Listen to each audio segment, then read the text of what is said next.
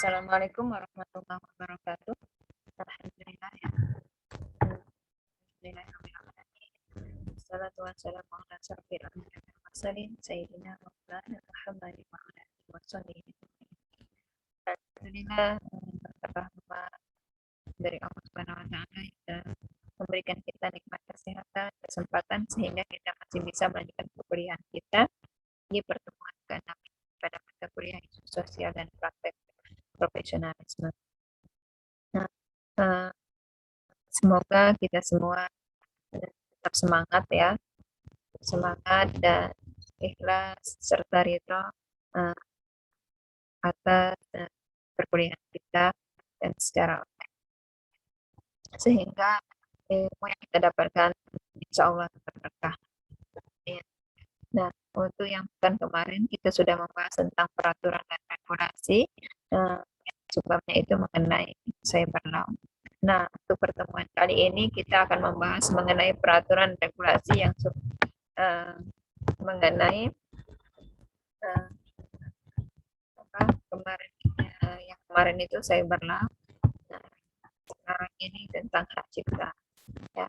Jadi undang-undang hak atas kekayaan intelektual tentang hak. Pengertian haki itu sendiri, jadi haki itu adalah sebuah wilayah hukum yang menangani hak-hak yang berhubungan dengan hasil usaha kreatif manusia atau reputasi komersial. Nah, dia termasuk dalam bagian hak atas benda tak berwujud ya, jadi seperti hak paten, hak merek, hak cipta. Hak atas kekayaan intelektual sifatnya berwujud ya, berupa informasi, pengetahuan, teknologi, seni, sastra, keterampilan, dan sebagainya yang tidak mempunyai bentuk tertentu. Hak kekayaan intelektual nih juga dia hak eksklusif ya, yang diberikan suatu peraturan kepada seseorang atau sekelompok orang atas karya ciptanya. Jadi secara sederhana itu mencakup hak cipta, hak paten, dan hak merek.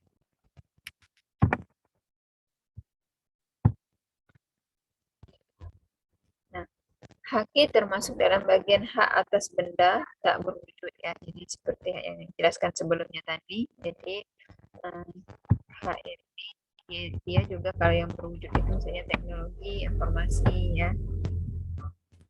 Prinsip-prinsip hak kekayaan intelektual. Yang pertama itu dia prinsip keadilan. Nah, apa itu? Dia dalam prinsip ini hukum memberikan perlindungan kepada pencipta berupa suatu kekuasaan untuk bertindak dalam rangka kepentingan yang disebut hak ya. Jadi pencipta yang menghasilkan suatu karya berdasarkan kemampuan intelektualnya. Wajar saja jika diakui hasil karyanya. Yang kedua prinsipnya itu adalah prinsip ekonomi ya.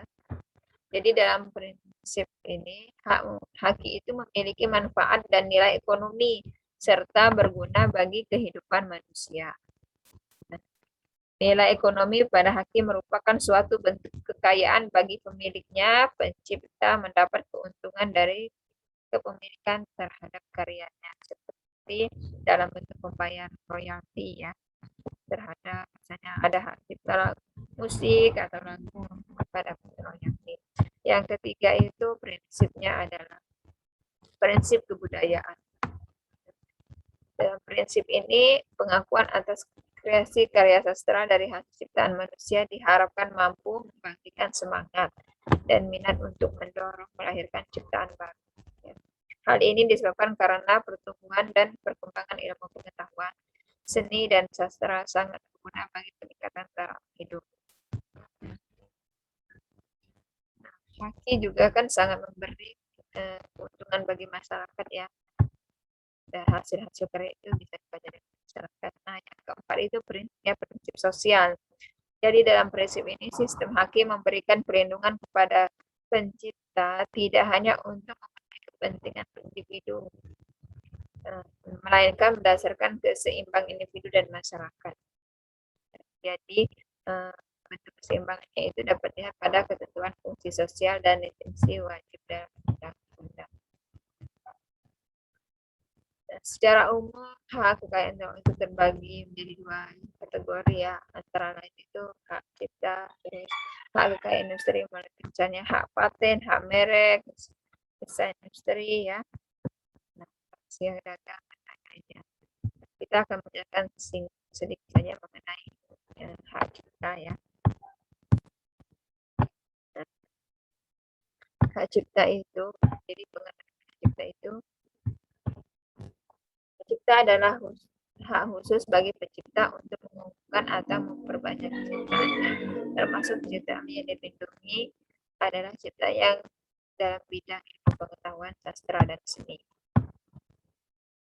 Berdasarkan Undang-Undang Nomor 19 Tahun 2002 tentang hak cipta, jadi hak cipta adalah hak eksklusif bagi pencipta atau penerima hak untuk mengembangkan atau memperbanyak ciptaannya atau memberikan izin untuk itu dengan tidak mengurangi pembatasan-pembatasan menurut peraturan perundangan yang berlaku. Yang kedua itu hak cipta diberikan terhadap ciptaan dalam ruang bidang ilmu pengetahuan, kesenian, dan kesusastraan. Ya. Jadi hak cipta hanya diberikan secara eksklusif kepada pencipta, yaitu orang atau beberapa orang secara bersama-sama yang atas inspirasinya lahir suatu ciptaan berdasarkan pemikirannya, ya, keterampilan dan keahliannya, dan dituangkan dalam bentuk khas dan sifat pribadi. Subjek hak cipta. Yang pertama itu ada penciptanya ya, jadi ada yang bikin karyanya, seseorang atau beberapa orang yang bersama-sama melahirkan inspirasi yang berdasarkan kemampuan pikirannya tadi yang dituangkan dalam bentuk ya sesuatu. Nah, yang kedua itu pemegang hak ciptanya. Jadi yang berkarya itu sebagai pemilik hak cipta atau orang yang menerima lebih lanjut hak dari orang tersebut. Jadi pemegang hak ciptanya siapa ya. Terus ini objek hak cipta. Yang ketiga itu adalah ciptanya. Jadi hasil karyanya. Jadi ada ciptanya, ada pemegang hak ciptanya, terus ada ciptanya. Jadi apa karyanya itu?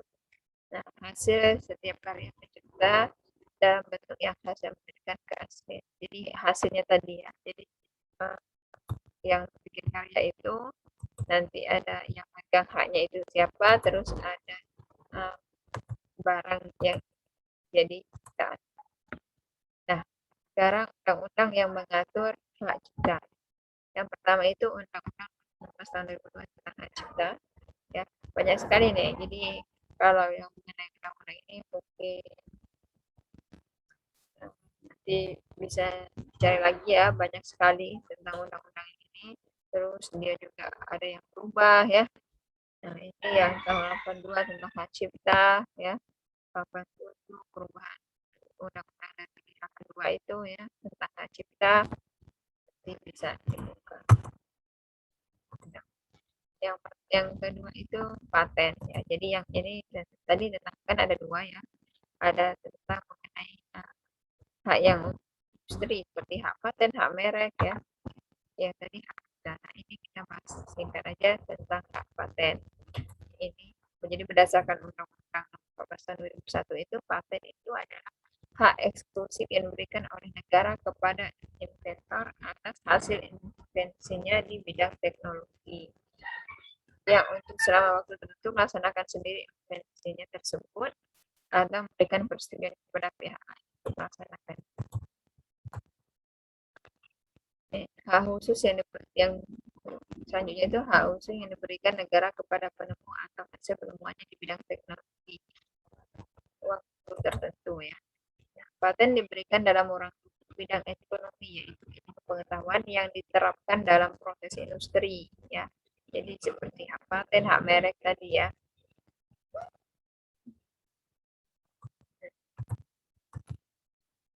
Paten hanya diberikan negara kepada penemu yang telah menemukan suatu penemuan baru di bidang teknologi. Jadi yang dimaksud dengan penemuannya itu adalah kegiatan pemecahan masalah tertentu di bidang teknologi. Jadi misalnya bagaimana prosesnya, hasil produksinya ya, penyempurnaan pengembangan prosesnya, jadi penyempurnaan pengembangan hasil produksinya. Ini undang-undang yang mengatur tentang paten ya. Ini beberapa aja, jadi bisa kalian buka di undang-undangnya ya. ini tentang paten semua ya. Jadi Undang-Undang Nomor 6 tahun 89, Undang-Undang Nomor 13 tahun 97 ya. Ada juga yang 2001. Misalnya tentang merek. Jadi kan di bidang industri itu ada hak merek juga ya. Nah, merek itu menurut Undang-Undang Nomor 15 tahun 2001 itu merek adalah tanda yang berupa gambar, nama, kata, atau huruf-huruf atau angka-angka susunan warna. Pokoknya eh, bisa juga campuran dari situ ya, termasuk yang memiliki daya pembeda dan digunakan dalam kegiatan perdagangan barang atau biasa. Jadi merek untuk seseorang itu jadi akan dikenal dengan mereknya ya, misalnya produksinya itu apa. Nah, merek merupakan tanda yang digunakan untuk membedakan produk ya tertentu dengan yang lainnya dalam rangka memperlancar perdagangan. Jadi menjaga kualitasnya. Jadi kalau udah misalnya udah dia udah mereknya ini udah terkenal nih ya. Jadi berarti dia sudah membedakan dengan yang lain ya. Jadi suatu produk itu dikenal dengan mereknya ya. Terus merek juga bisa diartikan yang tadi ya. Jadi itu tanda-tanda jadi berupa gambar, nama ya isinya itu seperti itu. Nah, ini istilah-istilah merek. Ya. Jadi ada merek dagang itu adalah merek digunakan pada barang yang diperdagangkan oleh seseorang atau beberapa orang secara bersama-sama atau pada hukum untuk membedakan barang-barang sejenis lainnya. Terus ini merek jasa ya. Jadi merek digunakan pada jasa yang diperdagangkan oleh seseorang. Ketiga itu adalah merek kolektif. Ini merek digunakan pada barang atau jasa dengan karakteristik yang sama yang diperdagangkan oleh beberapa orang atau badan hukum secara bersama-sama untuk membedakan dengan barang atau jasa jenisnya. Ini hak atas merek. Ya. Jadi hak khusus yang diberikan negara kepada pemilik merek yang terdaftar dalam daftar umum merek untuk jangka waktu tertentu. Itulah hak yang dimaksud dengan hak merek ya. Jadi menggunakan sendiri merek tersebut atau memberi izin kepada seorang atau beberapa orang secara bersama-sama atau badan hukum untuk menggunakannya. Ini undang-undang yang mengatur tentang merek ya. Juga ini bisa dicek lagi nanti di undangnya ya. Jadi ada Undang-Undang 19 tahun 92 tentang merek ya. Dan ini Undang-Undang nomor 14 tahun 97 ya. Ini ada tahun 2001.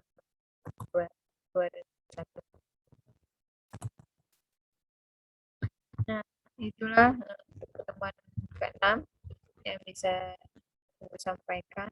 Nanti kalian baca lagi materinya ya, lengkapnya. Nanti jika ada yang ingin ditanyakan, bisa ditanyakan di grup WA. Kita diskusi di sana.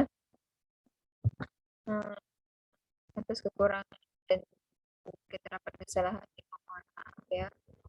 Akhiri wabillahi taufiq wal hidayah. Wassalamualaikum warahmatullahi wabarakatuh.